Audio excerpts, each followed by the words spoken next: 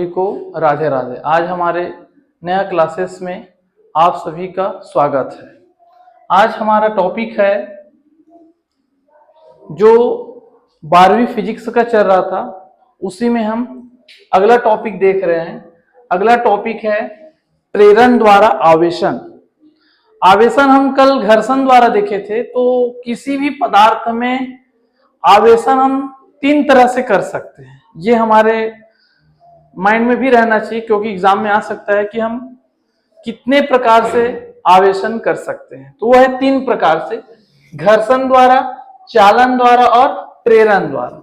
उसमें से घर्षण द्वारा जो आवेशन है वो हम कल देखे। आज हम देखेंगे प्रेरण द्वारा आवेशन कैसे होता है। जब किसी हम अनावेशित चालक को विद्युत रुद्ध स्टैंड पर लगे अनावेशित चालक के पास लाते हैं, आवेशित चालक को विद्युत रुद्ध स्टैंड पर लगे अनावेशित चालक के पास लाते हैं, तो उसके पास वाले सिरे पर विपरीत आवेश और दूरवर्ती सिरे पर सजातीय आवेश उत्पन्न हो जाते हैं। इस क्रिया को ही हम प्रेरण की क्रिया कहते हैं या विद्युत प्रेरण कहते हैं। जैसे हमारे पास एक क्षण है, ये जो क्षण है वो क्या है, आवेशित है। ठीक है, इस पर प्लस आवेश से आवेशित किए हुए हैं इस क्षण को, और इस क्षण को हम स्टैंड पर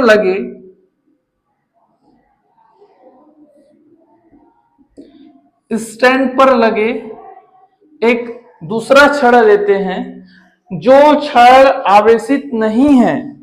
तो हम जब आवेशित क्षण को अनावेशित क्षण के पास ले जाते हैं तो इसके पास वाले सिर पर विजातीय आवेश और दूरवर्ती सिरे पर सजातीय आवेश उत्पन्न हो जाते हैं।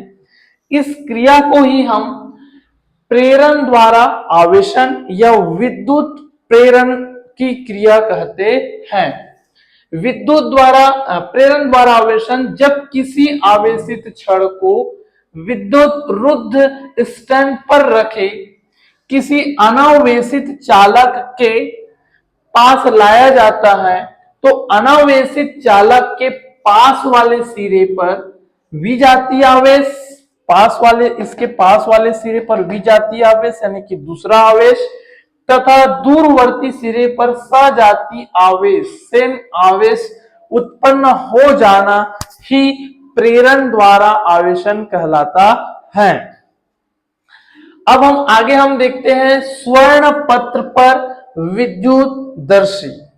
स्वर्ण पत्र पर विद्युतदर्शी यानी कि ये ऐसा डिवाइस बनाया, ऐसा उपकरण है जिसमें हम किसी भी धातु की संसूचन का अध्ययन कैसे कर सकते हैं, उसके गुण में, उसमें क्या गुण है वो अध्ययन कैसे कर सकते हैं, उसके बारे में ही यहाँ स्वर्ण पत्र विद्युतदर्शी में बनाया गया है। तो वो इसको अगर हम परिभाषित करें तो स्वर्ण पत्र विद्युतदर्शी एक ऐसा उपकरण है जिसकी सहायता से किसी पदार्थ में आवेश की उपस्थिति का संसूचन तथा उनकी ध्रुवण का पता लगाया जाता है कि वे उसमें क्या गुण है, उसमें आवेश देने से वो आकर्षित हो रहा है कि प्रतिकर्षित हो रहा है, वो देखते हैं। तो उसके लिए हमारे पास एक उपकरण है, कांच का एक उपकरण है। इस उपकरण में दोनों तरफ लोहे का पट्टी लगा हुआ है और यहां कार्क के माध्यम से एक धातु की छड़ है, राड, इसमें सोने का पन्नी लगा हुआ है और ऊपर में एक धातु की चकती लगा हुआ है। और इस धातु की चकती को जब हम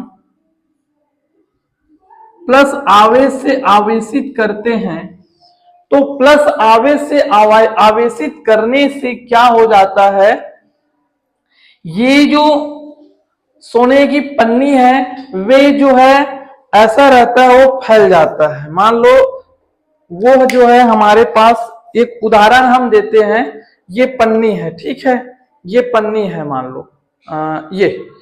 तो जैसे ही इसको आवेश देंगे तो ऐसा हो जाता है, ठीक है, ऐसा है वो ऐसा हो जाता है।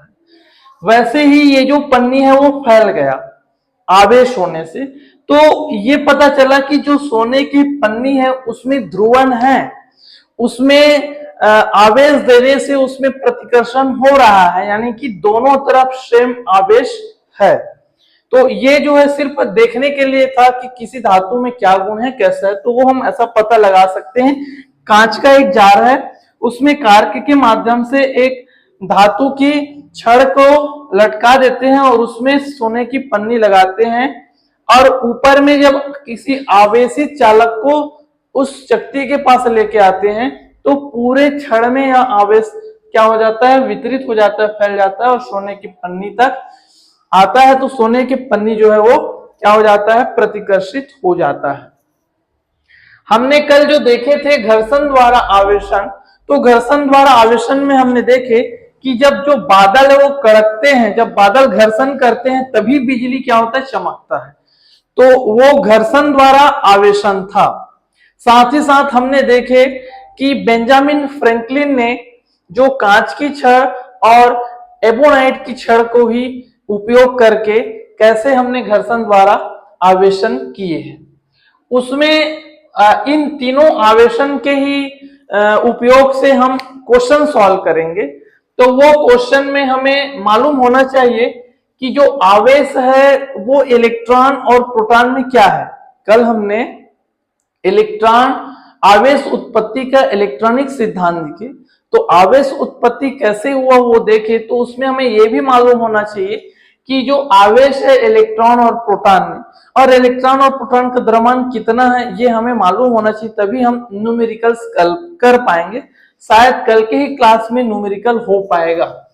तो हमारे पास इलेक्ट्रॉन है, इस इलेक्ट्रॉन पर जो आवेश है वो 1.6 इंटू 10⁻⁻19 कूलाम होता है, और प्रोटॉन पर जो आवेश होता है वो +1.6 इंटू 10⁻⁻19 कूलाम होता है। आवेश में फर्क सिर्फ साइन का है, इलेक्ट्रॉन निगेटिव होता है और प्रोटॉन पॉजिटिव होता है। और जो इलेक्ट्रॉन का द्रव्यमान होता है वो 9.110⁻31 किलोग्राम होता है, और प्रोटॉन का जो द्रव्यमान होता है वो 1.67 10⁻⁻27 किलोग्राम होता है। ये हमारे माइंड में होना चाहिए, हमें याद करना है, क्योंकि न्यूमेरिकल सवाल आते भी हैं एग्जाम में। साथ ही साथ ये परिभाषा पूछ सकते हैं। हम आगे बढ़ते हैं अब, तो आगे हम देखेंगे आवेश का संरक्षण। आवेश का संरक्षण होता है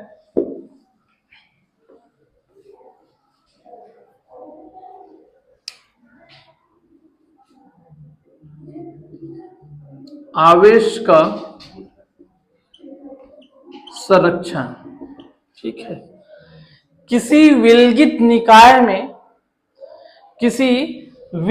निकाय में आवेश की जो मात्रा है वे निश्चित होती है। आवेश न तो उत्पन्न किया जा सकता और न ही नष्ट किया जा सकता है। अगर कोई दो पदार्थ है तो उस दो पदार्थ में जो आवेश है उसका बीजी योग हमेशा शून्य होता है, ठीक है। किसी विलगित निकाय में आवेश की मात्रा संरक्षित रहता है। उसके बाद आता है हमारे पास आवेशों का क्वांटमीकरण। आवेशों का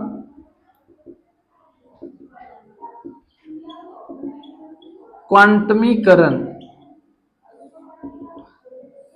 किसी पदार्थ में उपस्थित आवेश की मात्रा उसमें कुल आवेश की पूर्ण गुणज के बराबर होता है। जहां पर Q क्या है, आपका आवेश है, E उसमें उपस्थित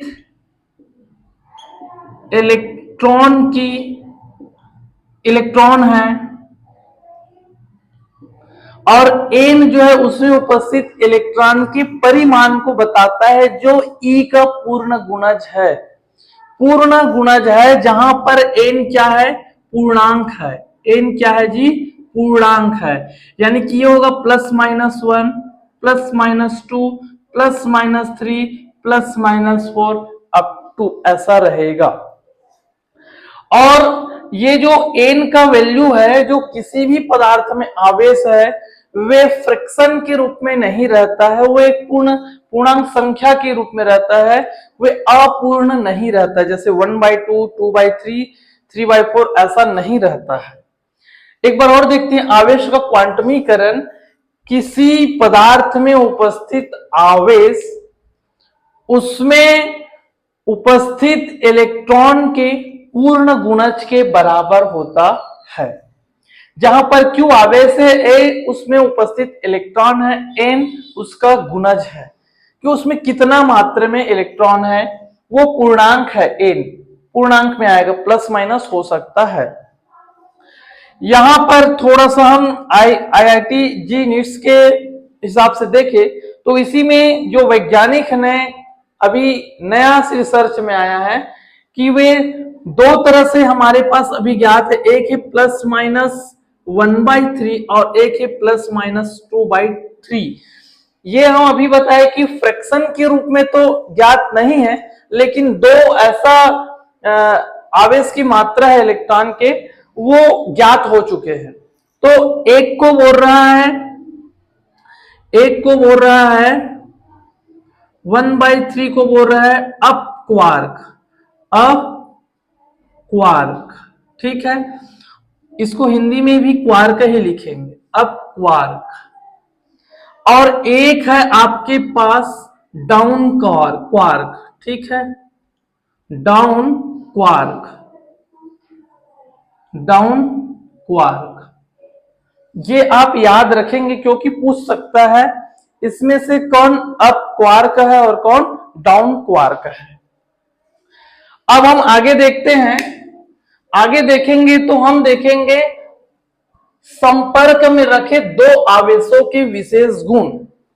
हम जो आपको फिजिक्स पढ़ा रहे हैं वो सिर्फ आपके बोर्ड एग्जाम के लिए नहीं है, ये आपके IIT जी और आपके नीट के बहुत काम आएंगे। बेसिक से हम आपको पढ़ा रहे हैं। अगर हम एग्जाम के पॉइंट ऑफ व्यू से पढ़ाते तो ये ऐसी बोल की परिभाषा बोल के हम कूलॉम के व्युत्क्रम वर्ग नियम में आ गए होते। तो हम पहले आपको बेसिक से पढ़ा रहे हैं ताकि आपको अच्छे से समझ आए, कोई डाउट ना हो।